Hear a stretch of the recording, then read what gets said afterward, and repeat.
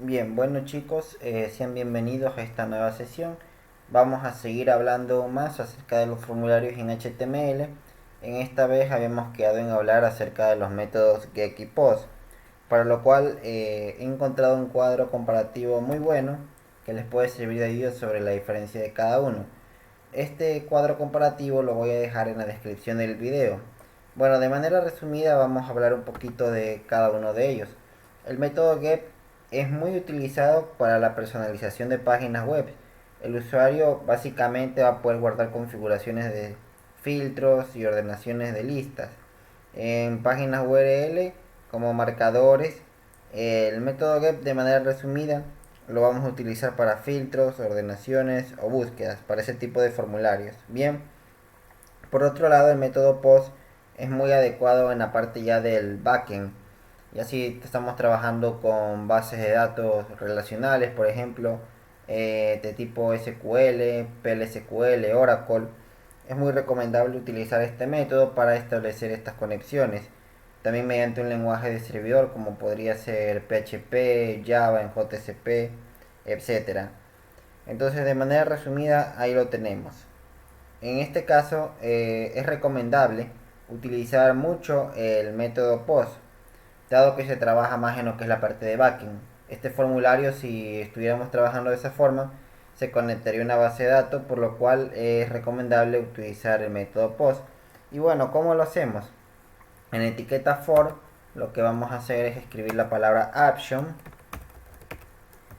y dentro de este action vamos a agregar doble comilla. Aquí iría, por ejemplo, el nombre de nuestra aplicación. Yo en mi caso no tengo una aplicación que se va a conectar, pero vamos a ponerle el nombre, que sé yo, prueba, por ejemplo, .jsp. Bien, entonces de esa manera ahí lo tenemos. También tenemos que agregar como parámetro o atributo el método post method, y puede ser aquí el método get o post. Yo en mi caso voy a colocar el método post por los motivos que les dije anteriormente. Y bueno, de esa forma tenemos configurado nuestro formulario para que esté del método ya sea el get o el post. No olvidar agregar el action, que el action lo que hace es referencia al archivo del cual se va a mandar estas instrucciones. Es un lenguaje de la parte de backend, podría ser PHP, JSP. Bueno, yo lo puse como JSP. Bien, ahora vamos a hablar sobre las listas en HTML5. Existen dos tipos de listas básicamente: las listas desordenadas y las listas ordenadas. Voy a hacer un comentario respecto a eso. Vamos aquí a escribir listas desordenadas. Estas son de tipo UL. Y bueno, vamos a ver un ejemplo práctico de estas listas desordenadas. Supongamos que, tal como el nombre lo indica, nos sirven para listar productos, objetos. Supongamos que estamos en un supermercado y queremos agarrar diferentes tipos de frutas. Vamos a hacer ese ejemplo, ¿no? Vamos a poner una etiqueta de tipo H4 y vamos a colocar tipos de frutas. Tipos de frutas. Vamos a agregar la etiqueta que vimos, la nueva UL. Vamos a agregar dentro un LI y vamos a poner algunas frutas, ¿no? Por ejemplo, peras. Vamos a agregar manzanas.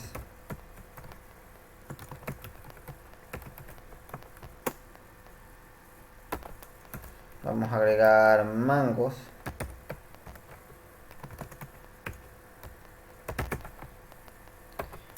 Y vamos a agregar fresas.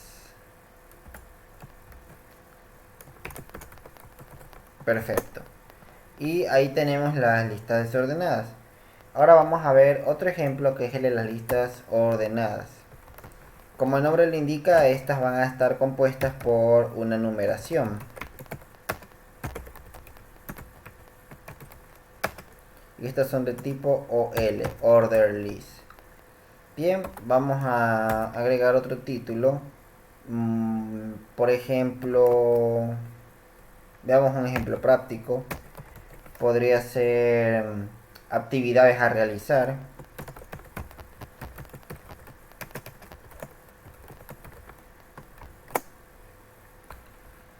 Y entre algunas de esas actividades a realizar podríamos ir listando. Vamos a agregar la etiqueta nueva que vimos, OL. Vamos a cerrar y asimismo un LI vamos a ir agregando. LI y vamos a ver la primera actividad, por ejemplo, ducharse, podría ser actividades que realizamos a diario. Otra actividad podría ser apenas nos levantamos, desayunar.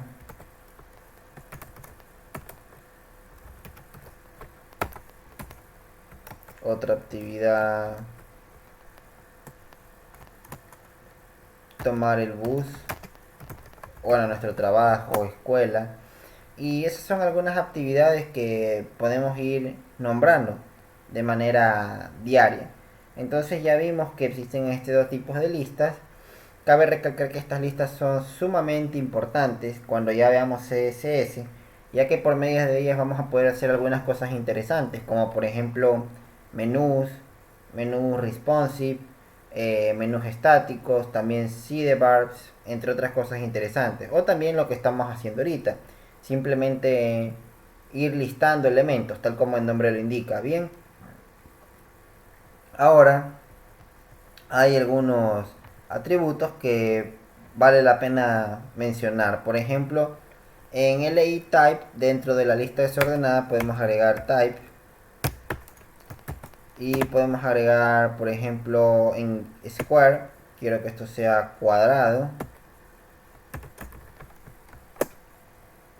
Y si se dan cuenta, la forma cambió. Por ejemplo, también hay otro atributo que es el circle. Podemos escribir circle y vemos que cambió de forma. Bien, esos son algunos atributos que tienen las listas desordenadas. Bien, en cuanto a las listas ordenadas, al igual que las desordenadas, también tiene un atributo. Por ejemplo, vamos a irnos aquí dentro de la etiqueta OL y vamos a escribir type. Y podemos ir agregando, por ejemplo, queremos que la lista ya no muestre números, sino que muestre números romanos, que esté compuesta de letras. Por ejemplo, vamos a verlo en números romanos. Vamos a darle control S y vemos que ahora se muestra la lista en números romanos. Ahora que no queremos números romanos, que queremos letras del abecedario, bueno, también se puede hacer. Vamos a agregar la A, vamos a guardar y también existen, por ejemplo, submenús. Qué sé yo, queremos que dentro de este tipo de fruta haya otro tipo de fruta. Por ejemplo, los mangos podemos o las manzanas podemos categorizarlas por tipos de manzanas que hay dentro de las manzanas principales. Entonces vamos a agregar un UL, otra lista dentro de esta lista, una lista anidada también se llama, y vamos a agregar LI tal como lo hemos hecho anteriormente. Vamos a decir manzanas rojas, y también existen las manzanas verdes que son muy comunes. Manzana verde. Y vemos que ahí tenemos un submenú, lo cual es muy práctico. Un submenú, una sublista, lo cual es muy práctico, ya que podemos categorizar las actividades de una manera más ordenada, por así decirlo, ¿ya? En cuanto a las listas ordenadas, podemos hacer exactamente lo mismo. Podemos categorizarlas en subelementos. Y bueno, eso sería todo por esta ocasión, esperando que el video les haya gustado y nos vemos en una próxima sesión.